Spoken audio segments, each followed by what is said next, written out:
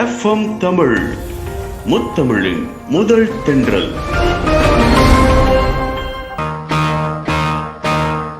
தோல்வி நிலையென நினைத்தான் மனிதன் வாழ்வை நினைக்கலாமா?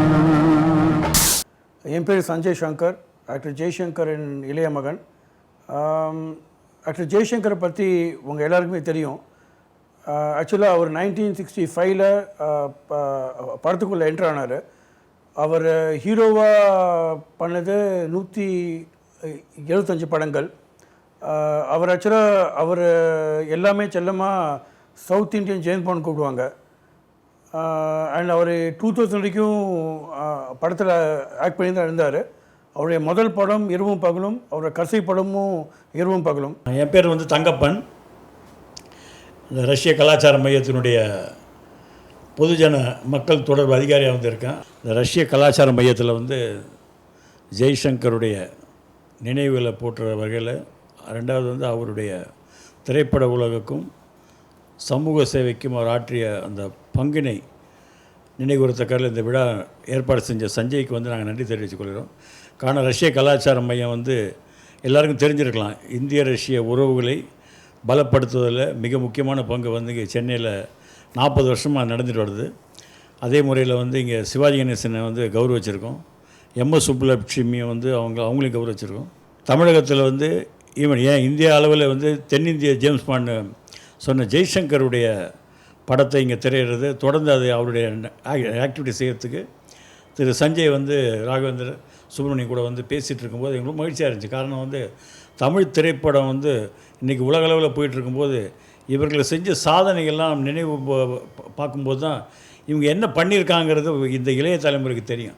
அந்த முறையில் இங்கே பல நிகழ்ச்சியில் நாங்கள் பல கோணங்களில் பண்ணலான் இருக்கோம். அதில் அவங்கள பொறுத்தவரையில் சமூக சேவை இதில் அதிக அளவில் பண்ணியிருக்கார். எந்தவித எதிர்பார்ப்பு இல்லாமல் எந்த ஒரு திட்டமும் வைத்து கொண்டு அவர் ஒன்றும் பண்ணல. அது மக்களுக்கு சேவை செய்யணுங்கிற எண்ணத்தில் கலை மக்களுக்கு சொந்தங்கிறத உண்மையிலே ஜெய்சங்கர் அந்த பணியை பண்ணிட்டு வந்திருக்கார். வணக்கம், என்னுடைய பெயர் சுப்பிரமணியன்.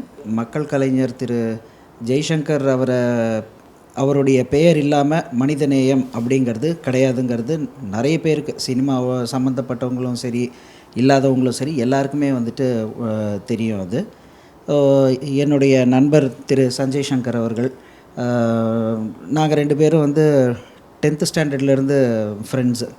ஸோ கிட்டத்தட்ட 87 நாங்கள் 10th ஸ்டாண்டர்டில் ஒன்றா ஃபஸ்ட்டு மீட் பண்ணுறோம். 87லேருந்து இன்னி வரைக்கும் ஸோ எங்களுடைய நட்பு தொடர்ந்துட்டுருக்கு. அந்த நட்பின் அடிப்படையில் நான் அவருடைய வீட்டிற்கு பல முறை சென்றிருக்கிறேன்.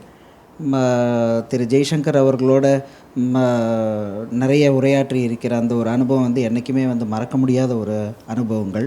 அதை உங்கள் கூட பகிர்ந்துக்கிறதுல எனக்கு ரொம்பவும் சந்தோஷம். என் பெயர் ராகவேந்திரன். நான் பிரபல கல்வி நிறுவனத்தில் பணியாற்றி ஓய்வு பெற்றவன். எனக்கு இந்த தீவிர சிவாஜி ரசிகன் என்ற முறையில் சுப்பிரமணியம் சாரை ரொம்ப நன்றாக தெரியும். அவர் மூலமாக நமக்கு அருமை நம்ம ஜெய்சங்கருடைய புதல்வர் அறிமுகமாகி ஏற்கனவே எனக்கு பரிச்சயமான தங்கப்பன் சார் அவர்களோடு நாம் அறிமுகப்படுத்தி கொண்டு அறிமுகப்படுத்தி கொண்டு சமீபத்தில் ஒரு மிகச்சிறந்த விழாவை வெற்றிகரமாக நடத்தி கொடுத்திருக்கிறார்கள். நீங்கள் இளைய மகன் ஆக்சுவலாக பார்த்தீங்கன்னா, ஆமாம் சார், பார்த்தீங்கன்னா அப்போ உங்கள் அப்பா நடிக்க வர காலத்தில் உங்களை வயசு என்ன, உங்களுக்கு நினைவு தெரிந்த பிறகு அவர் நடித்த ஷூட்டிங்லாம் போயிருக்கீங்களா, அந்த அனுபவம் என்ன, வீட்டில் குடும்பத்தில் இருக்கிறதுக்கும் நீங்கள் அந்த ஸ்பாட்டில் உங்கள் அப்பா கூட போகிறதுக்கும் என்ன வித்தியாசத்தை பார்த்தீங்க? நான் முன்னாடி சொன்னபடி அப்பா 1965 படம் என்ட்ரு பண்ணார் சார் ஆக்சுவலாக. ஸோ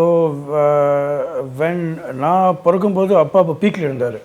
ஸோ ஆல்மோஸ்ட் நான் ஃபஸ்ட்டு 10 years ஜாஸ்தி நான் அப்பாவை நல்லா பார்த்துக்கல. சரி, அப்பா அப்போ 3 ஷிஃப்ட் பண்ண ஒரு நாளைக்கு 3 ஷிஃப்ட் பண்ணி நைட்டு ஒரு 6 மணிக்கு கிளம்புனா நான் வீட்டோட கத்தால நைட் வரதுக்கு 11 o'clock ஆகிடும்.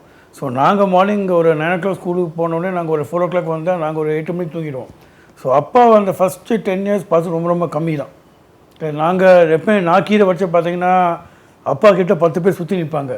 ஸோ கிட்ட கூட போக முடியாது. மேக்கப் போட்டிருப்பார், ஆளுங்க போயிட்டுருப்பாங்க, ப்ரொடியூசர்ஸ் வருவாங்க, எல்லாம் இருப்பாங்க. ஸோ நான் கிட்ட போய் அப்பா கிட்ட பேசுகிறது ஃபஸ்ட்டு 10 years ரொம்ப கம்மி.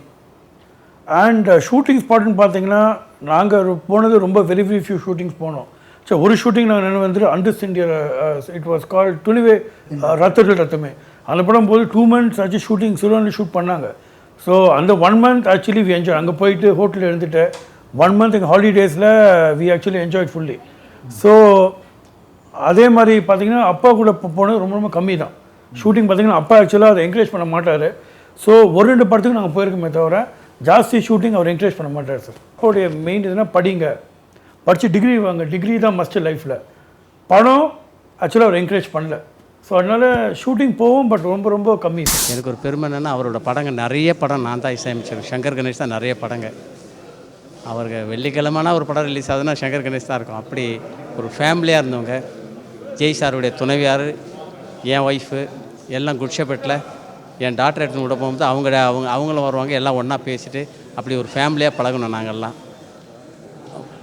அந்த பொற்காலத்தை சொன்னால் இன்னும் சொல்லிக்கிட்டே இருக்கணும். கர்ணன் சார் படம் எடுத்துகிற கங்கா, காலமெல்லாம் நாங்கள் தான் இசையமைச்சோம். நிறைய படம் அவர் படம், இந்த படம் அந்த படம் சொல்கிறதுக்கு எங்களுக்கு மடமடமடமன்னு இந்த மீட்ரு ஏறின மாதிரி ஏறினதுக்கு காரணமே ஜெய் சார் தான். ஏன்னா அவருடைய படங்கள்லாம் நாங்கள் நிறைய பண்ணதுனால அப்போவே எங்களுக்கு வந்து ஒரு வருஷத்துக்கு 27 படம், 30 படம், 40 படம்னு கணக்கு வந்துடும். அப்போவே அந்த அளவுக்கு எங்களை வந்து நிறைய படம் பண்ணுறதுக்கு எங்களுக்கு நிறைய சந்தர்ப்பம் அளித்தவர் ஜெய் சார் அவர் தான். ஜெய் சாரோட நானும் ஆக்ட் பண்ணிட்டேன். முதல்ல கர்ணன் சார் கொடுத்தாரு கங்காவு காலம் வெள்ளத்துலேயே ஒரு நொண்டி மாதிரி, பட் அது கணக்கில் வராது.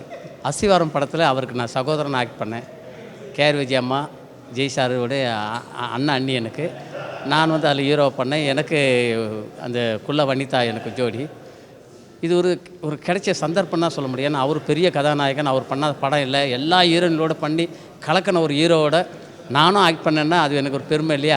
வீட்டில் வந்து அப்பாவுக்கும் உங்களுக்கும் இருக்கிற உறவை பற்றி சொன்னீங்க. வீட்டில் வந்து அன்றாடம் ஜெய் ரசிகர்கள் நிறைய பேர் வருவாங்க போவாங்க, அதை வந்து நீங்கள் பார்த்துருப்பீங்க.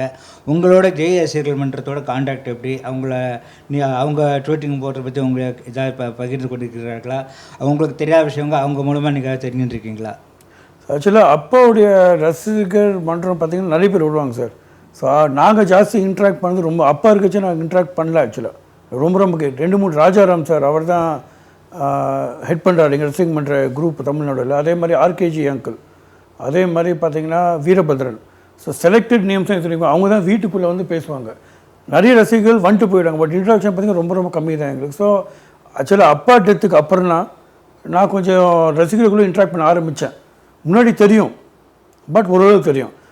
எப்படி இருக்கீங்க, நல்லா இருக்கீங்களா, அவள் தான் பேசுமே தவிர அதுக்கு மேலே அப்பா இருக்குச்சு நாங்கள் பேச மாட்டோம். இப்போ இந்த விழாவில் பார்க்கும்போது உங்கள் மேலே வந்து ஜெய்சங்கர் ரசிகர் மன்றம் அத்தனை பேரும் வந்து அவ்வளோ ஆர்வத்தோடு, அவ்வளோ அன்போட, பாசத்தோடும் அவங்க குடும்பத்தை ஒருத்தர அவங்களோட பழகினாங்க. இது மூலமாக ஜெய்சங்கர் வந்து எந்த அளவுக்கு மக்கள் மத்தியில் ஒரு அன்பை பெற்றிருக்கிறாங்கன்றது புலனாக. ஆமாம் சார், நீங்கள் சொல்கிறது ரொம்ப கரெக்ட் தான். பிகாஸ் இன்றைக்கி நீங்கள் பார்த்தீங்கன்னா அப்பா சேர்த்து 10 years ஆகிடுச்சு. பட் அப்பா ஆக்சுவலாக இருந்தபோது அவரோட பாப்புலாரிட்டி தெரியும் எனக்கு, பட் அவ்வளோ எக்ஸ்போஸ் இல்லைண்ணா. ஸோ அப்பா டெத்துக்கு அப்புறமும் நீங்கள் சொல்லி இவ்வளோ பேர் வராங்கன்னா, இவ்வளோ பேர் மதிப்பு வச்சு ஃபங்க்ஷனுக்கு வராங்கன்னா, டெஃபினட்டாக அவர் எவ்வளோ நல்ல பேர் சம்பாதிச்சிருக்காரு. அண்ட் இன்ஃபேக்ட் அப்பா டெத்துக்கு அப்புறம்னா இன்னும் நான் ஃபேன்ஸ் கிட்டே பேச ஆரம்பித்தேன். அப்பா டெத்துக்கு முன்னாடி நான் பேசலை ஜாஸ்தி, பட் அப்பா டெத் ஆன உடனே ரீசெண்டாக ஒரு மதுரை அவருடைய அப்பாவுடைய ஃபேனுடைய டாக்டர் கல்யாணம் ஆச்சு. இப்போ நான் சொல்கிறது ஒரு 2 years பேக். ஸோ அதுக்கு நான் தலைமை தாக்க போய் இந்த மேரேஜுக்கு. ஸோ அவர் தாலி எடுத்து நான் தான் கொடுத்தேன். ஸோ அந்த ஃபங்க்ஷனை பார்த்தீங்கன்னா ரைட் ஃப்ரம் ரயில்வே ஸ்டேஷன்லேருந்து ரிசீவ் பண்ணேன்னா கொற்ற மடை அது அவ்வளோ ஃபேன்ஸ் வந்துருந்தாங்க. வந்துட்டு மாலையை போட்டு என்னை கூப்பிட்டு போயிட்டாங்க. அண்ட் அவர் மேரேஜ் டாக்டர் மேரேஜுக்கு அங்கே கிராக்கர்ஸ்லாம் வெடித்து நான் உள்ளே வச்சேன். அவ்வளோ கிராண்டாக பண்ணாங்க. ஸோ அப்போ தான் எனக்கு அப்போடைய பவர் எனக்கு தெரிய வந்தது. ஸோ எப்படி அவர் ஃபேன்ஸை ட்ராக்டர் வச்சுருந்தார் அண்ட் எப்படி மதிச்சாருன்னு அப்போ தான் தெரிய வந்தது. ஸோ நீங்கள் சொல்ல கரெக்டாக இன்னும் ஃபேன்ஸ் அந்த மரியாதை வச்சுருக்காங்கன்னா அது அப்பாவுடைய பேருக்கு, அப்பாவுடைய புகழுக்கு. எந்த பதவியிலும் இல்லாமல், எந்த ஒரு அரசியல்வாதி பின்புலமும் இல்லாமல் இறந்து 10 ஆண்டுகளுக்கும் நடிகர் திலகம் வந்து இன்றைக்கி கொடிகட்டு பறக்கிறாரு. அவருடைய கர்ணன் படம் வந்து 150 நாளுக்கு மேலே ஓடி பெரும் செல்வாக்கோடு இன்னும் இருந்துட்டுருக்காரு.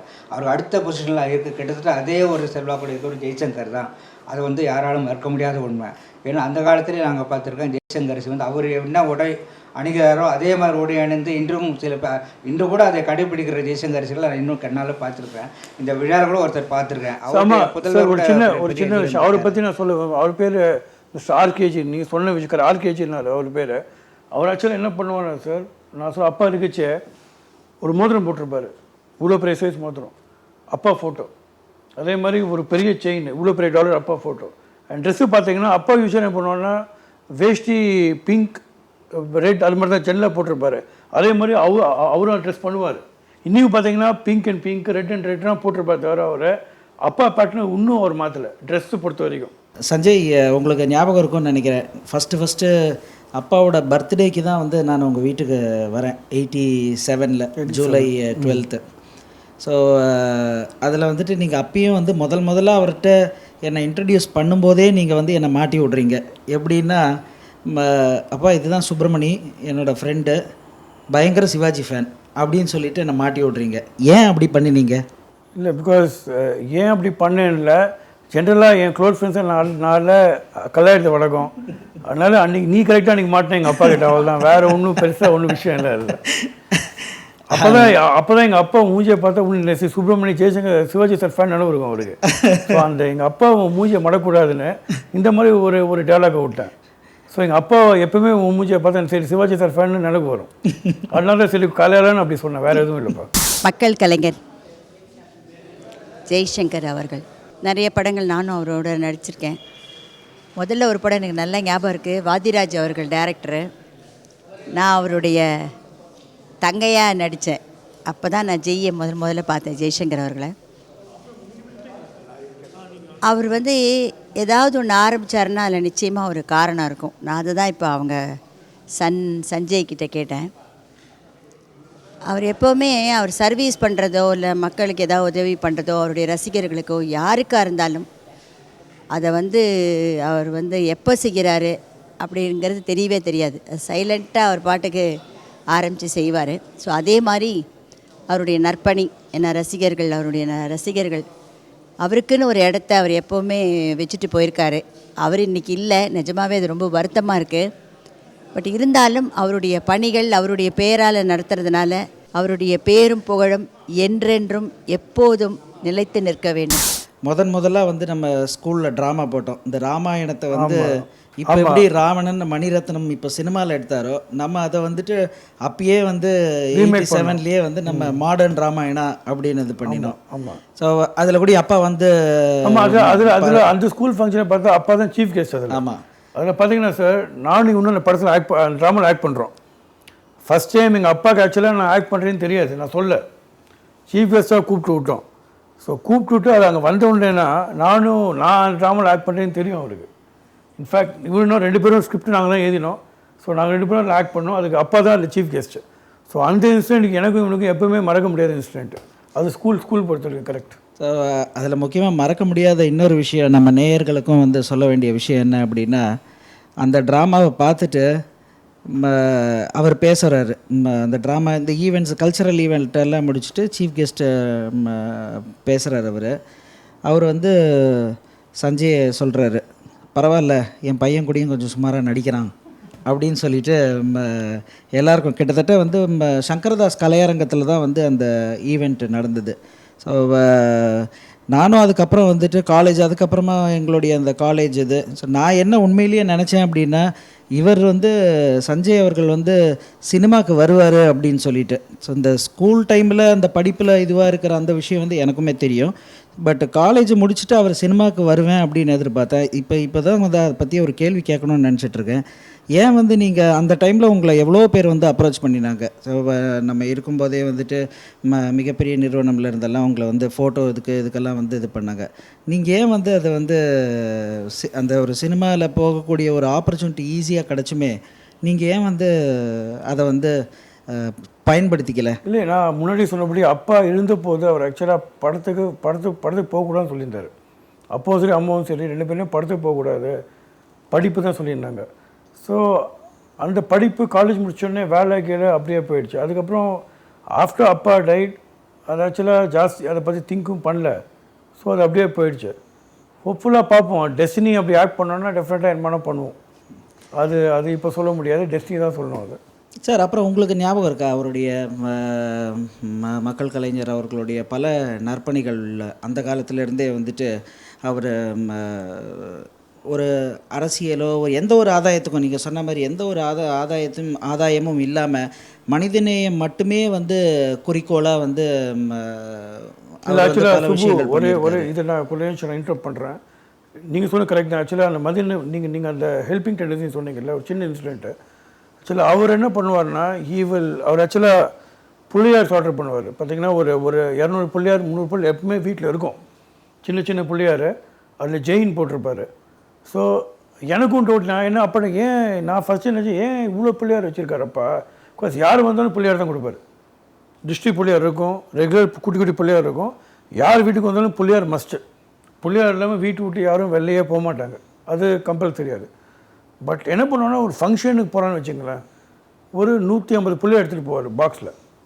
எனக்கு 2-3 வாட்டி டவுட், என்ன அப்பா ஃபங்க்ஷன் இவ்வளோ பிள்ளையார் எதுக்கு ஃபங்க்ஷன் எடுத்துகிட்டு போனால் ஒரு சின்ன சந்தேகம் எனக்கு.